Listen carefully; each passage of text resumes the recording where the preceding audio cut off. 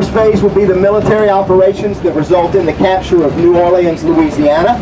The second will be the Battle of Baton Rouge. The third will be the battles and sieges of Vicksburg, Mississippi, and Port Hudson, Louisiana. The Army is going to take a little longer to get going. They're going to leave Cairo in January of 1862, and they're going to move south.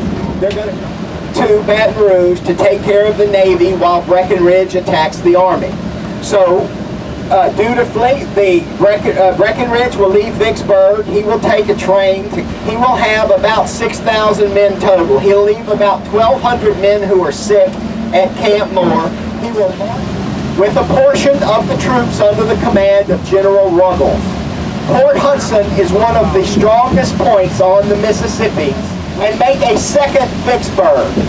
Through this corridor is flowing salt, sugar, and molasses from southwest Louisiana, because this corridor is going to contain the confluence of the Red River and the headwaters of the Atchafalaya River. The President considers opening the Mississippi to be the first and most important of our ongoing naval and military operations.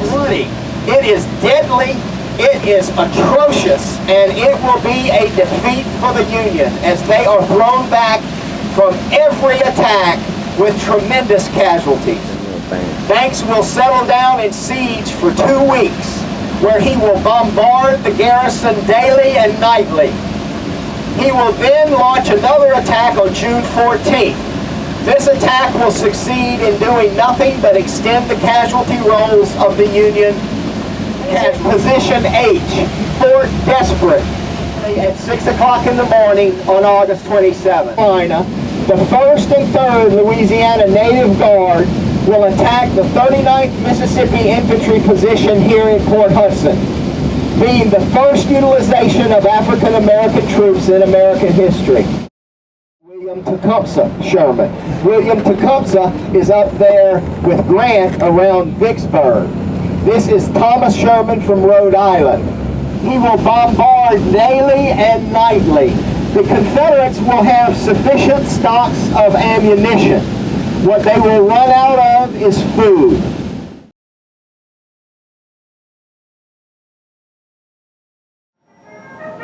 The gathering of Southern troops and supplies would be disrupted.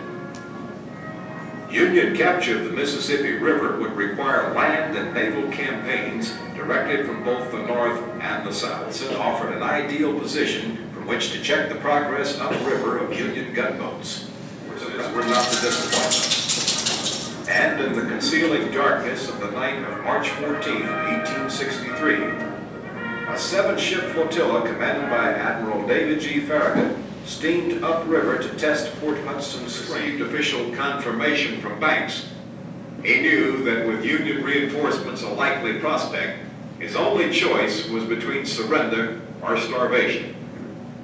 And we are going to show y'all musket demonstration today. This is a 1861 Springfield model gun, about 55 inches long with a 40-inch barrel on it, weighs about 10 pounds, has a maximum range of about 1,000 yards. But to tell you the truth, next command would be to handle cartridge, reaching in this cartridge box, getting out a paper cartridge, paper rolled into a tube, bullet in one end, gunpowder in the other end. Next command would be to tear cartridge. Now some say this is where the Army's dental regulation comes in at. He didn't care if Mike has all of his teeth, just enough of his teeth so he can tear that tail off of there and be able to load his gun. Ending it, pouring the gunpowder into the barrel, seating the bullet on top. The next command would be to draw rammer. Taking the ramrod out, placing the big end onto the bullet. Next command would be ram cartridge. Ramming it all the way down into the bottom. But okay, now our gun is loaded, but still not ready to fire. To fire, Mike would bring the weapon up, 45-degree angle, go back to half cock, reach into this other little pouch here, and get what's called a percussion cap out of there. Sends a jet of flame into the barrel, igniting the gunpowder, shooting the bullet. Now our gun's ready to fire. So this is how Mike would walk into battle. When he gets to battle, the command would be ready, aim, and fire. It would be ready, drawing hammer back to full cock. Aim, shouldering the weapon, sighting the target, fire! Oh. Union Army launched ferocious assaults against the 4.5 miles of Confederate fortifications. Among the attackers were 6 companies of the 1st Louisiana Native Guards. Guys are down here. First they got a picket fence. Then they've got another fence. And they got a bunch of logs and stuff. And then you get here and you got wooden. You get down here and you've got a mud dirt wall, which is much stronger against cannons and muskets than bricks. Is going to attempt to get those 7 ships past the guns of Port Hudson. He will succeed in getting 2 ships past. The Hartford, his flagship, and Commander Hart, by all accounts, was a wonderful person and a superb naval officer. Fever, go into his sea cabin in the Albatross, take his revolver, and shoot himself in the head. Any way possible to get my friend and former commander buried in the earth with a Masonic ceremony. Commander Hart was a very active, excellent Freemason, a member of the St. George Lodge No. 6 from Schenectady, New York. It happened that the Confederate commander in St. Francisville was the acting worshipful master of the Feliciana Lodge. Arms are going to enter Confederate territory. But they are not attacking anyone. They are an honor guard escorting a party of sailors carrying the coffin containing the body of Commander Hart. Francisville, where they will turn the body of Commander Hart over to the Confederates. Every Confederate is in his best uniform wearing Masonic regalia. They will go into the cemetery, they will hold the ceremony, commit the mortal remains of John Hart to the earth.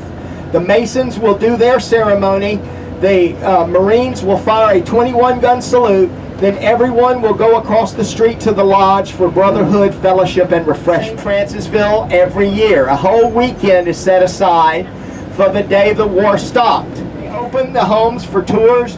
You can walk down that street and look at the beautiful little town. The reenactment, there is a jambalaya cook-off, and at the end of the weekend, a giant ball. So it is a wonderful time in Francisville, and it is known as the day the war stopped. Here.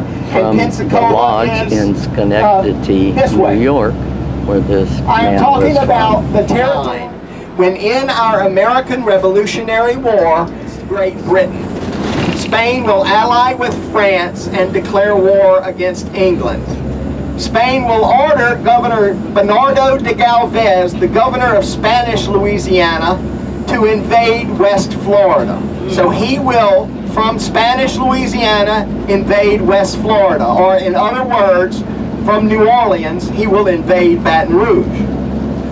He will bring an army about 1,100 men strong, the 90 miles from New Orleans to Baton Rouge. He will attack the British fort at Fort New Richmond in Baton Rouge. In a battle lasting about 4.5 hours, he will defeat the British, force the surrender of Baton Rouge and Natchez.